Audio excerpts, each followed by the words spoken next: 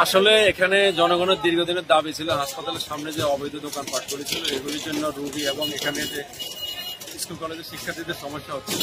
তো আমরা ইতিপূর্বে একাধিকবার উচিত করেছি, আজকে একেবারে পরিপূর্ণভাবে উচিত করে দিয়ে যাচ্ছি। পরবর্তী যদি আমরা আবার তাদেরকে এখানে পাই তাহলে জেল জরিমানার ব্যবস্থা আমরা রাখবো।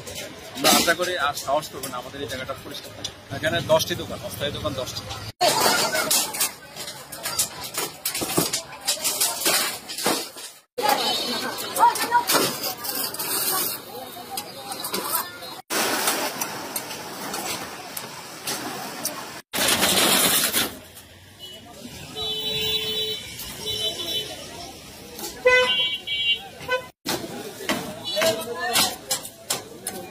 Kalian